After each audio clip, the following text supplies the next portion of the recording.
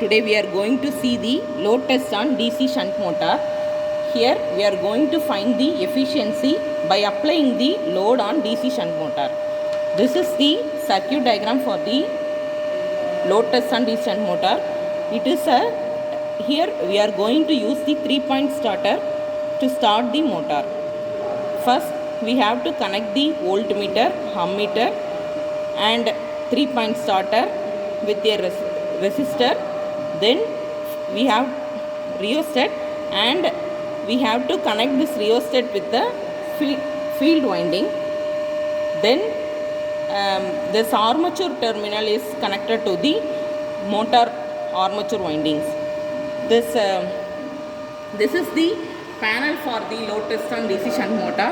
Here the supply, it comes from the panel board, and this to ensure the supply, we are connecting this main board.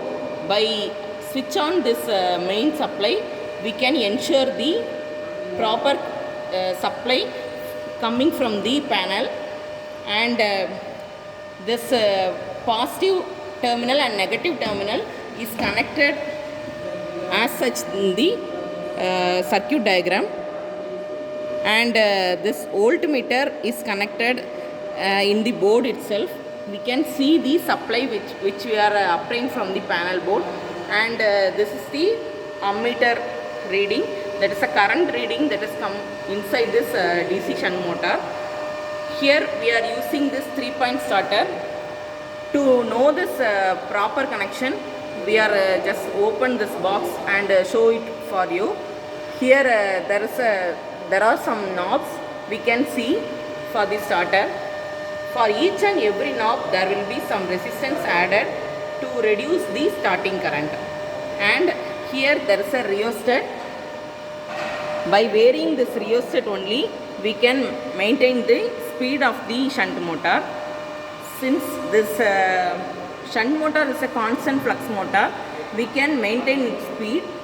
By using this rheostat, we can vary this flux current, and thereby we can vary this speed of this motor. Now we can see the speed of the motor by using tachometer. Here we have obtained 1504. By varying this rheostat, we can get the different reading. We can see now, by varying this rheostat, we can see the changes in the tachometer, and we have to apply load after the rated speed only, and that's why we can vary the rheostat.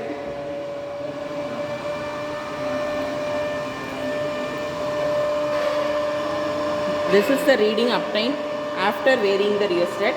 Now I vary again to obtain the rated speed. We have obtained 1500 RPM now. Now by applying the load, by using this spring value, we can apply the load to the motor.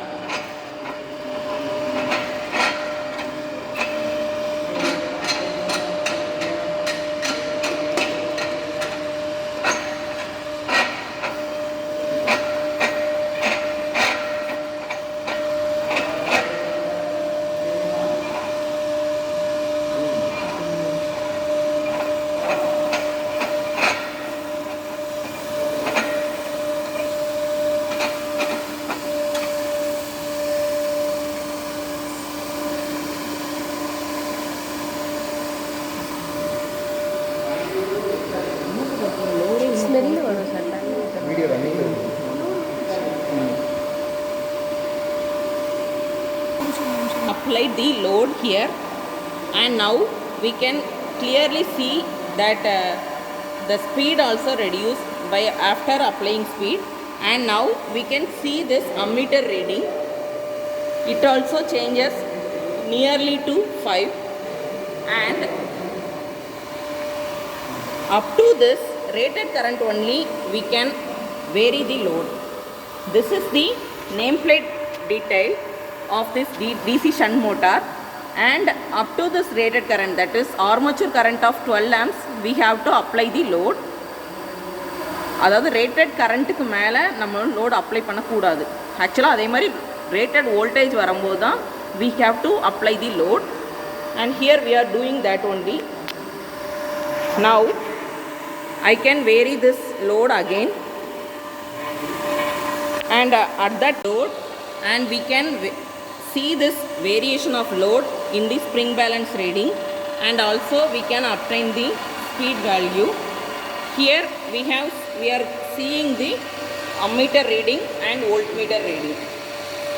In such a way we have to apply load for several times, and until this rated current, up to this rated current of 12 amps we have to apply the load, and by using this formula we have to find the efficiency.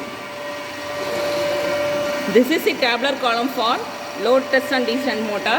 We have to write the voltmeter reading, ammeter reading, spring balance reading and speed, and by formulas we have to find this torque, power, input power, output power and efficiency.